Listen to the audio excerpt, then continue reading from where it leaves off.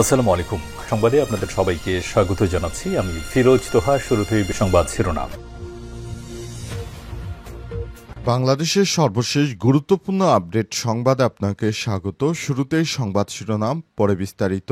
প্রথমে জানাবো, ফতুল্লায় জামাত নেতার উপর যুবলীগ ক্যাডারের হামলা।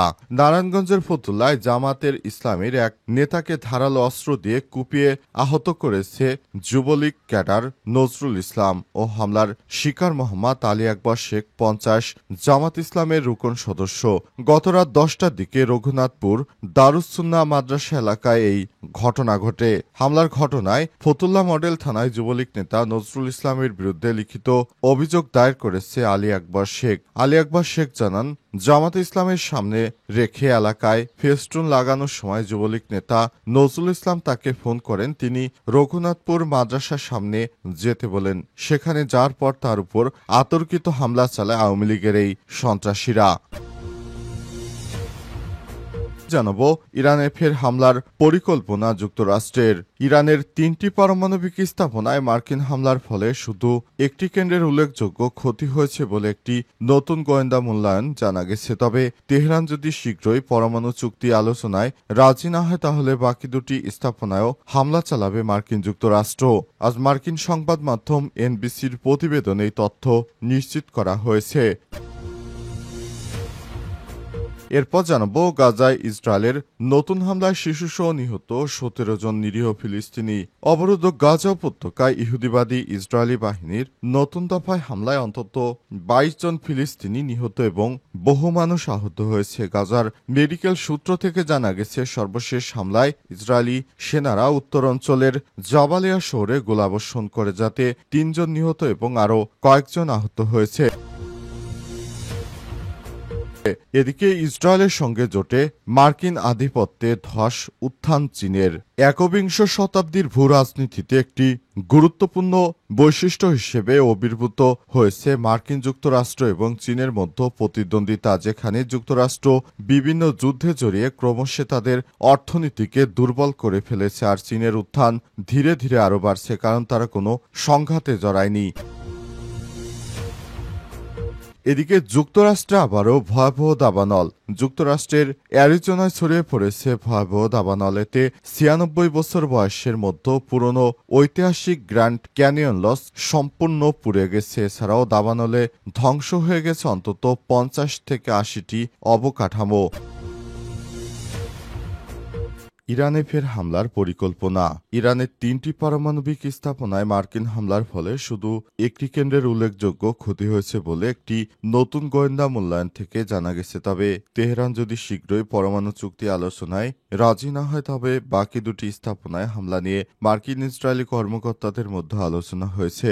মার্কিন সংবাদ মাধ্যম এনবিসির প্রতিবেদনে এই তথ্য জানানো হয়েছে। তাদের বরাতে এই খবর প্রকাশ করেছে দ্য টাইমস অব ইসরায়েল। যুক্তরাষ্ট্র গত জুনে ইরান ইসরায়েল যুদ্ধের মধ্যে ইরানের 3টি পারমাণবিক স্থাপনায় হামলা চালায়। মার্কিন বর্তমান ও সাবেক কর্মকর্তাদের বরাত দিয়ে এনবিসি জানিয়েছে, ওই হামলায় ক্ষয়ক্ষতি নিয়ে বিভিন্ন বক্তব্য দিয়েছে মার্কিন কর্মকর্তারা। এখন নতুন করে মূল্যায়ন দেখা গেছে।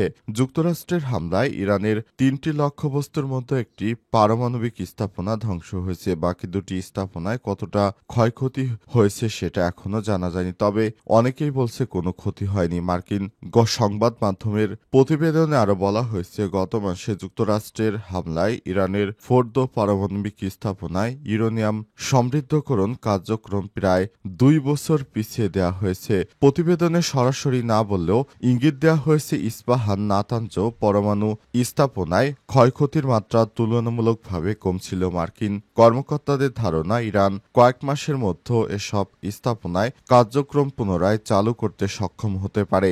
এ কারণে সেখানে আবারও হামলার ঘোষণা দিয়েছে মার্কিন যুক্তরাষ্ট্র। গাজা ইসরায়েলের নতুন হামলায় শিশুসহ নিহত ১৭ জন ফিলিস্তিনি। অবরুদ্ধ গাজা উপত্যকা ইহুদিবাদী বাহিনীর নতুন দফায় হামলায় অন্তত ২২ জন ফিলিস্তিনি নিহত হয়েছে এবং বহু মানুষ আহত হয়েছে। গাজার মেডিকেল সূত্রগুলো জানিয়েছে বৃহস্পতিবার সর্বশেষ হামলায় ইসরায়েলি সেনারা উত্তরাঞ্চলের জাবালিয়া শরণার্থ শিবির এলাকায় গোলাবর্ষণ করে, যাতে ৩ জন নিহত এবং আরও কয়েকজন আহত হয়েছে। গাজা সিটির জেইতুন এলাকায় ক্যাথলিক চার্চ হোলি ফ্যামিলির উপর ইসরায়েলি যুদ্ধবিমানের হামলায় আরও ২ জন নিহত হয়। এতে চার্চের প্যারিশ যাজক সহ আরও কয়েকজন আহত হয়েছে। আরও জানা যায়, গাজা সিটিতে ত্রাণ নিতে জড়ো হওয়া বেসামরিক জনগণের উপর ইসরায়েলি হামলায় আরও ৮ জন নিহত হয়েছে। একই শহরে জেইতুন এলাকায় একটি আবাসিক ভবনে ইসরায়েলি বিমান হামলায় আরও কমপক্ষে ৪ বেসামরিক নাগরিক প্রাণ হারিয়েছে। এছাড়াও মধ্য গাজার শরণার্থী শিবিরেও হামলা চালিয়ে বেশ কয়েকজনকে হত্যা করেছে ইহুদিরা। অবস্থায় ইহুদিরা পুরো গাজা জুড়ে এখনও বিমান হামলা অব্যাহত রেখেছে। তারা একই সঙ্গে সিরিয়া সহ বেশ কয়েকটি মুসলিম রাষ্ট্রে এখনও হামলা অব্যাহত রেখেছে। ইহুদিবাদীরা পর্যায়ক্রমে সব রাষ্ট্রগুলোকে ধ্বংস করে তাদের নীলনকশা বাস্তবায়ন করছে। একটি গোপন নথি থেকে জানা গেছে, ইহুদিরা এই ধরনের হামলা চালিয়ে মূলত ভবিষ্যতে তারা এসব অঞ্চল দখলে নিতে চায়। তাদের উদ্দেশ্য হচ্ছে গ্রেট ইসরায়েল প্রতিষ্ঠা করা। এজন্য প্রতিনিয়ত এসব রাষ্ট্রগুলোতে হামলা চালাচ্ছে ইহুদিবাদী ইসরায়েলের প্রধানমন্ত্রী, যিনি অত্যন্ত নিষ্ঠুর একজন শাসক। তার হাতে প্রায় ১ লাখের বেশি মানুষ নিহত হয়েছে পর্যন্ত।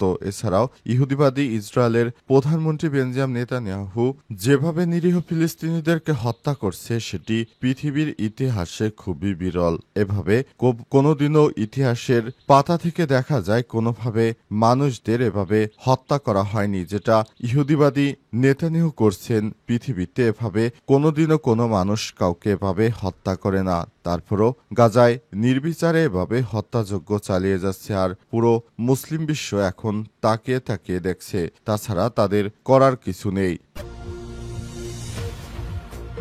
ইসরায়েলের সঙ্গে জোটে মার্কিন আধিপত্যে ধস উত্থান চীনের।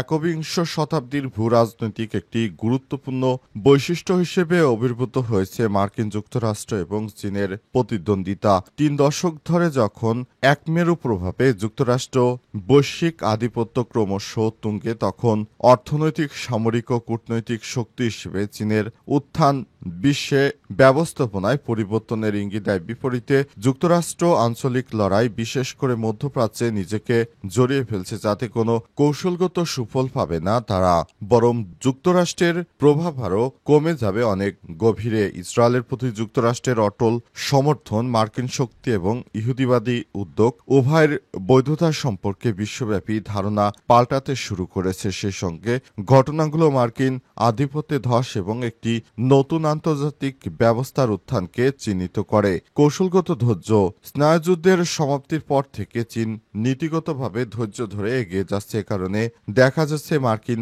আধিপত্যের জোটের সমর্থিত ধস নামতে শুরু করেছে, আর নতুন করে দেখা যাচ্ছে চীনের আধিপত্য বাড়তে শুরু করেছে। এটি মার্কিন যুক্তরাষ্ট্রের জন্য খুবই অশনি সংকেত। তারা ইহুদিবাদী ইসরায়েলকে যেভাবে একতরফা সহায়তা করে যাচ্ছে, সেটি কোনোভাবেই কাম্য নয়। প্রথমে জানাবো ফতুল্লায় জামাত নেতার উপর যুবলীগ ক্যাডারের হামলা। নারায়ণগঞ্জের ফতুল্লায় জামাতের ইসলামীর এক নেতাকে ধারালো অস্ত্র দিয়ে কুপিয়ে আহত করেছে যুবলীগ ক্যাডার নজরুল ইসলাম ও হামলার শিকার মোহাম্মদ আলী আকবর শেখ ৫০, জামাত ইসলামের রুকন সদস্য। গতরাত ১০টার দিকে রঘুনাথপুর দারুসসুন্নাহ মাদ্রাসা এলাকায় এই ঘটনা ঘটে। হামলার ঘটনায় ফতুল্লা মডেল থানায় যুবলীগ নেতা নজরুল ইসলামের বিরুদ্ধে লিখিত অভিযোগ দায়ের করেছে আলী আকবর শেখ। আলী আকবর শেখ জানান, জামাতে ইসলামের সামনে রেখে এলাকায় ফেস্টুন লাগানোর সময় যুবলীগ নেতা নজরুল ইসলাম তাকে ফোন করেন। তিনি রঘুনাথপুর মাদ্রাসার সামনে যেতে বলেন। সেখানে যাওয়ার পর তার উপর আতর্কিত হামলা চালায় আওয়ামী লীগের এই সন্ত্রাসীরা। এই ঘটনাকে রাজনৈতিক প্রতিহিংসা হিসেবে দেখছে জামাত ইসলাম। নারায়ণগঞ্জ মহানগর শাখার প্রচার সম্পাদক আব্দুল মমিন তিনি বলেন, অভিযুক্ত নজরুল যুবলীগের রাজনীতি করে। বিগত ফ্যাসিস্ট সরকারের শাসনামলে আমাদের রুকন আলী আকবর শেখকে নানাভাবে হুমকি দিতেন। জামাতের রাজনীতি না করতে আমরা এই ঘটনার নিন্দা জানাই এবং আসামি নজরুলের বিরুদ্ধে ব্যবস্থা গ্রহণের জন্য প্রশাসনের প্রতি আহ্বান জানাচ্ছি। এই ঘটনাকে রাজনৈতিক প্রতিহিংসা হিসেবে দেখা হচ্ছে। আলী আকবর আরও জানান, আমি প্রথমে সেখানে গিয়ে পোস্টার লাগানোর বিষয়ে তার সঙ্গে কথা বলে তিনি তাকে রঘুনাথপুর মাদ্রাসার সামনে যেতে বলে। এরপর সেখানে থাকা তার কিছু দুষ্কৃতকারীদের নিয়ে নজরুল ইসলামের উপর হামলা চালায়। পরে হামলা করে নজরুল। পরে তাকে হাতে থাকা অস্ত্র দিয়ে আলী আকবরের মাথায় কোপ দেয় নজরুল। এ ঘটনায় এখন সেই যুবলীগের সন্ত্রাসী পলাতক রয়েছে।